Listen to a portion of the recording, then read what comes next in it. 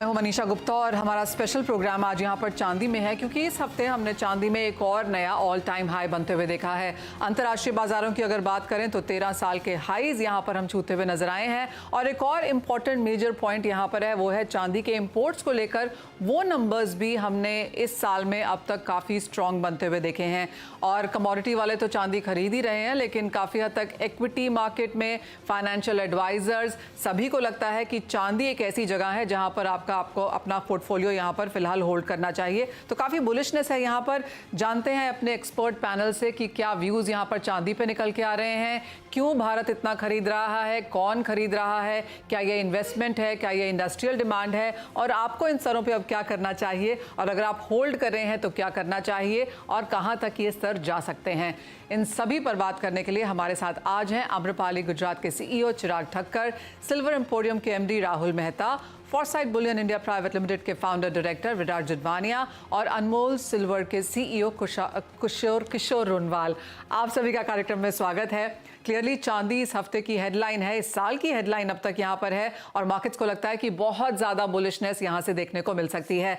चिराग, अगर हम इंपोर्ट के नंबर्स देखें तो quite on the stronger side हैं। जिस तरह से हमने फर्स्ट क्वार्टर का इंपोर्ट होते हुए देखा, अप्रैल के नंबर्स भी काफ़ी यहाँ पर स्ट्रॉन्ग हैं। इसमें से आप कैसे देखते हैं, कितना इंडस्ट्रियल डिमांड के लिहाज से है और कितना इन्वेस्टमेंट के तौर पर है? नमस्कार Manisha ji, thank you for having me. Manisha ji, अगर हम अगर फर्स्ट क्वार्टर अगर देखते हैं तो first quarter was a pure physical demand which went to jewellery and investment demand as well. Okay, अगर हम अप्रैल के जो फिगर्स देखते हैं तो अप्रैल के फिगर्स के अंदर जितने भी सिल्वर इंपोर्ट हुई है, that is more towards real use of the silver which has gone to the industrial market. It has also gone to the silverware market, and the proportion has gone to an investment demand. But still, the retail demand has not been come yet into the market. अगर अप्रैल महीने की बात करें तो retail demand में अभी तक वो खरीदारी फिजिकल से अभी तक आई नहीं है। ओके, विराज, आप कैसे देखते हैं? जिस तरह का इंपोर्ट हम होता हुआ नजर आ रहे हैं, ऑलमोस्ट 750 टन यहाँ पर भारत भी प्रोड्यूस करता है, तो ओवरऑल जो इसका ये मैथ्स है, जो कैलकुलेशन है, वो आपने किस लिहाज से किया है? क्योंकि जो इंपोर्ट आया है हम जानते हैं वो सीपा के तहत भी है, ग्रेन इंपोर्ट भी यहाँ पर हुआ है, तो आपने क्या कैलकुलेशंस अब तक जो चांदी आई है भारत में उसकी कैसे की हैं? Thank you so much, Manisha ji, for having me back. Thank you. So I agree with a lot of what Chirag said. Physical demand is low. Footfalls in stores कम है. Okay. बिल साइजेस भी छोटे हैं. Grammage जो customers ले रहे हैं वो भी कम है. ये हम रिटेलर्स को बेचते हैं अक्रॉस द कंट्री, तो उनसे बात किया, ये फीडबैक है. इंडस्ट्रियल डिमांड है Manisha ji, but industrial demand is small. बहुत बड़ा नहीं है अभी तक. इंडिया में बढ़ेगा जब सोलर पैनल का फुल मैन्युफैक्चरिंग इंडिया में होगा, इलेक्ट्रॉनिक कॉन्टैक्ट इंडस्ट्री बढ़ेगा, एलॉयज बढ़ेगा, but that is still a small part of demand in India. जो एक्सपोर्टर्स हैं उनका डिमांड अच्छा है, but overall footfalls from let's से फरवरी और जनवरी अबाउट 40-50% अभी भी डाउन. ऑलराइट, यानी कि रिटेल जो बाइंग है वहाँ पर हल्का सा हमने पॉज आता हुआ देखा है, और क्यों ना हो, क्योंकि अगर इस साल की बात करें तो इस साल का लो 67-68,000 रुपीज़ किलो के हिसाब से है. अब हम 87-88,000 के आसपास काम कर रहे हैं, यानी 20,000 रुपये प्रति केजी की जो तेज़ी चांदी में है अपने लो से, वो हमने इस साल में अब तक आते हुए देखी है. तो क्लियरली जो खरीदारी है वो स्मॉलर ग्रामेज में है. चिराग, आपसे एक और चीज़ जानना चाहेंगे. अब तक जो इंपोर्ट हमने यहाँ पर होता हुआ देखा है, ऐसा माना जाता है कि दर साल भारत में करीबन 5,000 से 6,000 टन का इंपोर्ट या खपत हम होता हुआ देखते हैं, डिपेंडिंग ऑन कि पिछले साल कितना आया, कितना कैरी फॉरवर्ड है, कितना बाजार ने उठाया है. तो अब तक जिस तरह का इंपोर्ट हो चुका है मार्केट्स में, क्या वो डिमांड है? क्या पहले का चांदी अभी बची हुई है? क्या 500,000 टन साइड में पड़ा हुआ है जो रिटेल ने अभी तक नहीं लिया है? और किस तरह के इंपोर्ट्स की एक्सपेक्टेशन आपको अब मई और जून से है? करेक्ट. अगर आप ईयर ऑन ईयर अगर कंपेयर करते हैं मनीषा जी, तो जो इंपोर्ट अभी तक आ चुका है वो कई सारा इन्वेस्टमेंट और बदले में अभी भी अबाउट द ग्राउंड वो सिल्वर फिजिकल में अवेलेबल है. जैसे ही डिमांड आएगा तो सबसे पहले वो खपत होगा, उसके बाद नया इंपोर्ट शुरू होगा. बट जिस तरीके से हम अनसर्टेनिटी देख रहे हैं ग्लोबल मार्केट्स में, उस हिसाब से मेरे को नहीं लगता कि जो हमारा एवरेज है इंडिया का 5,500-6,000 टन, वो 5,500-6,000 टन बिल्कुल मेंटेन रहेगा। और उसके अंदर आयात ऐसा हो सकता है कि एक विंडो आया, वो विंडो में बहुत सारा सिल्वर इंपोर्ट हो गया, और फिर ऐसा हो सकता है कि 1-1.5 महीना और इंपोर्ट के अंदर इंपोर्ट की क्वांटिटीज कम हो गई, ठंडी हो गई, ऐसा जरूर हो सकता है। But I see a very constant demand coming into the market. We looking at new season coming in, जैसे ही बारिश का मौसम शुरू होगा उसके बाद चांदी की खपत और फिजिकल की मांग बिल्कुल बढ़ेगी, और 6,000 से 6,500 टन जो हमारी एवरेज है, वो एवरेज पे हम बरकरार रहेंगे। जी हाँ, एब्सोल्युटली। और रिटेल डिमांड शायद इसलिए भी नहीं आ रही है क्योंकि इलेक्शंस का मौसम है और बहुत ज़्यादा खरीदारी या बहुत ज़्यादा मूवमेंट इस समय में हम होता हुआ नहीं देखते हैं। वेकेशन का भी पीरियड है, और जैसे आपने कहा, जैसे ही एक अगला महीना आएगा, एक बार मिड जून के बाद निकल जाए तो उसके बाद बाजार फिर से लौटना शुरू करता है, in sense of cash and buying फिर से आती है। किशोर जी, ये सवाल आपसे है। एक चीज़ तो हम यहाँ पर तय होता हुआ देख रहे हैं कि retail sale as of now यहाँ पर क्यों नहीं है। भावों में बहुत वॉलिटिलिटी है, काफ़ी सारे दूसरे रीज़न भी हैं, चाहे वो इलेक्शन है, हीट वेव है, मार्केट्स को लगता है थोड़ा सा प्राइस सेटल हो जाए उसके बाद यहाँ पर लेंगे। लेकिन आपका क्या अंदाजा है, जिस तरह से प्राइसेस अब बढ़ चुके हैं इन करंट लेवल्स पे, आपकी कैलकुलेशंस क्या कहती हैं? Manisha ji, I would like to tell that चांदी हर भाव में बिकी है सदियों से। आप देख लो, जितनी भी अगर तेजी भी आती है, लेकिन एक स्टेबल रेट होना चाहिए। अगर हर मोड़ पे अगर चांदी बढ़ती जाती है तो मार्केट स्लो हो जाता है। कि इफ यू सी 85 से अभी सीधा जंप हुआ है 89-90,000 के लेवल्स पे चांदी आ चुकी है। तो अगर वापस एक हफ्ते में अगर 2,000-3,000 की तेजी आती है तो again you will see that the markets will go very slow. But अगर 15 दिन और 1 महीने तक अगर स्टेबल भाव आ जाता है तो फिर वापस बाजार में खरीदारी शुरू हो जाती है। तो बेसिकली यही वेव चलता है हिंदुस्तान में कि लोग वेट करते हैं कि अगर भाव स्टेबल हो तो खरीदारी करते हैं। किशोर जी, अभी भी चांदी में जिस तरह की बाइंग है, और अब तो काफ़ी तबकों की बाइंग आने लगी है, क्योंकि एक पोर्टफोलियोज भी लोग यहाँ पर बना रहे हैं। मतलब मैं आपको बता देती हूँ, मेरे काफ़ी सारे फ्रेंड्स हैं जो इक्विटी के अलावा कमोडिटी को देखते भी नहीं थे। ऑफकोर्स सोना यहाँ पर सब लोग ले लेते हैं, लेकिन ये पहली बार मैंने सुना है कि लोगों ने कहा है कि मेरा बहुत बड़ा चंक अब मैंने यहाँ पर चांदी में डालने वाला हूँ। ETF में भी लोग यहाँ पर ले रहे हैं, वो एक और जरिया है अब यहाँ पर चांदी खरीदने का। लेकिन जो इन्वेस्टमेंट की मांग अब किशोर जी आप देख रहे हैं, वो किस लिहाज से देख रहे हैं, किस तरीके से और किस एवेन्यूज में लोग पैसा डालते हैं? अगर वैल्यू ऑफ सिल्वर बढ़ता है तो it is a plus point for the silver industry. लोगों को विश्वास बढ़ेगा चांदी पे और एक वैल्यूबल मेटल और बढ़ेगा। अगर वैल्यू और बढ़ता है तो 100% इन्वेस्टमेंट के रूप में, अगर जैसे गोल्ड का इन्वेस्टमेंट लोग करते हैं, चांदी का तो ऑलरेडी कर रहे हैं, लेकिन चांदी में ताकत आएगी इन्वेस्टमेंट में, लोगों का विश्वास बढ़ेगा। और इसी से मेरे को लगता है कि कमिंग डेज में अगर भाव अगर 1 लाख पार हो जाता है तो you will see a very good buying in silver as a part of investment. Okay, मैं प्राइस में दूसरे सेगमेंट में बात करने वाली थी, लेकिन आपने 1 लाख का लेवल यहाँ पे बोल ही दिया है। राहुल, आपसे पहले जान लेते हैं, एक तो बाइंग कैसी है और दूसरा आपको क्या लगता है चांदी के प्राइसेस इस साल में कहाँ जा रहे हैं? नमस्कार मनीषा जी। सिल्वर के प्राइसेस अपन इस जो डिमांड है वो डायरेक्टली कोरिलेटेड है सिल्वर की प्राइसेस पे। तो इन्वेस्टमेंट डिमांड लास्ट 2-3 महीनों से काफी कम है, बिकॉज इन स्तरों पे लोगों का इन्वेस्टमेंट नहीं कर रहे।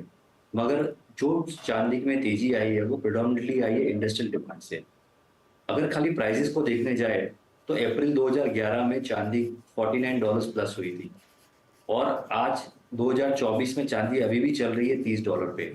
तो आप ऑल टाइम हाई से चांदी देखने जाए तो चांदी में गैप बहुत बड़ा है।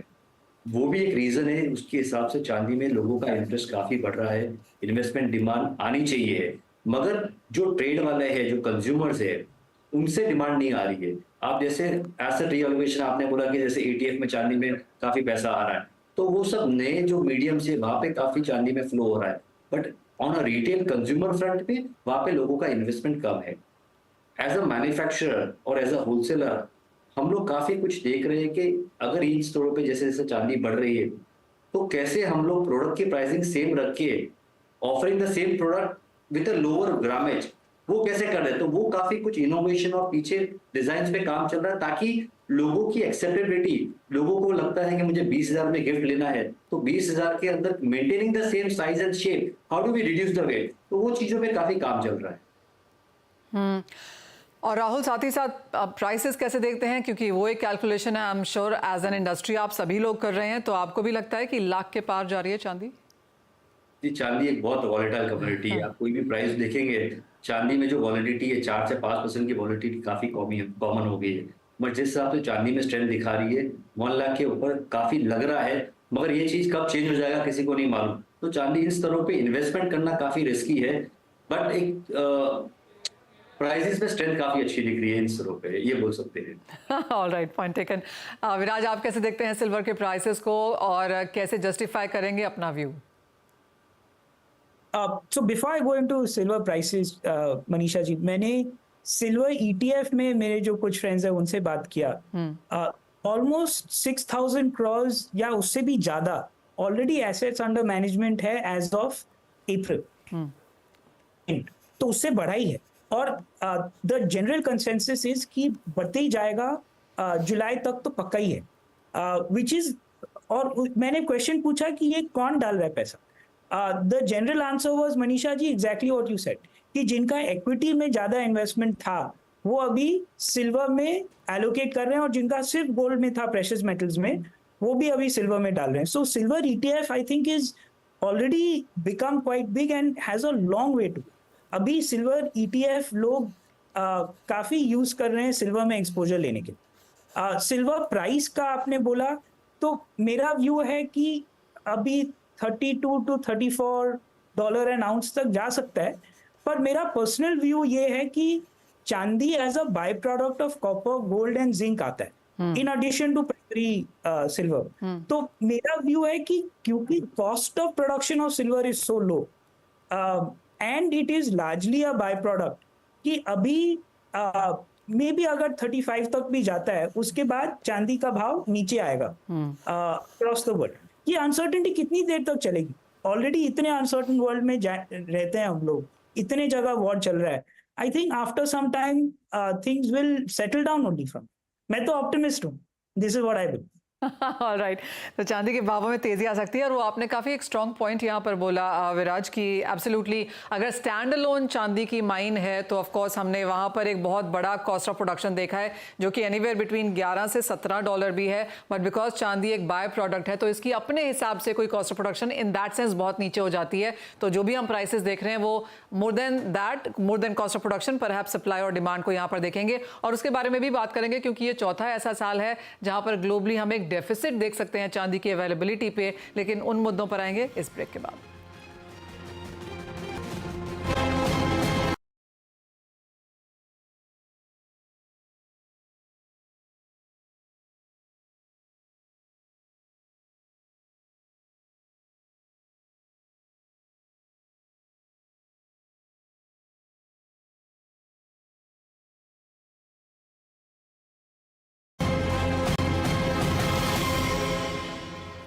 स्वागत है आपका। और बात हम यहाँ पर चांदी की कर रहे हैं, जहाँ पर एक जोरदार तेजी इस साल में यहाँ पर बनती हुई नजर आई है और बाजार काफी समय से इसका इंतजार भी कर रहा था।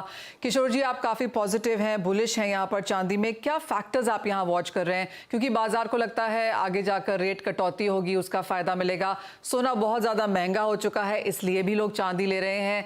बेस मेटल्स में जोरदार तेजी है, उसका भी फायदा यहाँ पर चांदी को मिला है। मनीषा जी, चांदी का एक गोल्ड का भाव बहुत बढ़ने से चांदी का जो अगर ज्वेलरी ले लो आप, तो अभी गोल्ड से आप कंपेयर करेंगे तो ज्वेलरी काफी रीजनेबल रेट्स में आपको वही डिजाइन्स, इनोवेटिव डिजाइन्स, और जो सिल्वर इंडस्ट्री ने अभी इनोवेशंस में कितनी नई सारी डिजाइन्स लेके आए हुए हैं, वो गोल्ड को टक्कर देने वाली डिजाइन्स है। और youngsters are coming on with this taste, कि यंगस्टर्स काफी लाइक कर रहे हैं कि ताकि उनको एवरी ओकेशन पे कुछ नया नया ज्वेलरी मिल सके, ये एक रीजन है। और ऑलरेडी मैंने आपको पहले बोला था कि जैसे वैल्यू बढ़ रहा है तो विश्वास भी बढ़ता है। तो पहले वैल्यू कम था तो लोग नहीं लेते थे, तो वैल्यू बढ़ने से लोग और लेंगे। तो I am very bullish on the silver coming days for silver. Kishore ji, जैसे आपने कहा फिजिकल बाइंग, स्पेशली आप साउथ इंडिया में हैं, तो ऑब्वियसली साउथ इंडिया में खरीदारी यहाँ पर सोने और चांदी में लगातार बरकरार रहती है। तो किस तरीके से लोग ले रहे हैं चांदी? मतलब क्या वो सिक्के ले रहे हैं, क्या वो फिगरीन्स ले रहे हैं, किस तरह से बाहर खरीद रहे हैं चांदी? देखिए, चांदी का सबसे बड़ा साउथ इंडिया में अगर हब देखते हैं तो टेम्पल ज्वेलरी का एक बहुत बड़ा वेव चला था और अभी भी चल रहा है। और गोल्ड के प्राइसेस हाई होने से इस इंडस्ट्री को और ताकत मिल रही है। और सिल्वर का जो सेट जो गोल्ड में कम से कम अगर देखा जाए तो 150 ग्राम 200 ग्राम का जो सेट सोने का बनता है उसका प्राइसिंग अगर 15 लाख का है तो आपको चांदी में वो 1 लाख और 1.25 लाख के अंदर सेम टू सेम रिप्लिका मिल रहा है, तो people will go for that.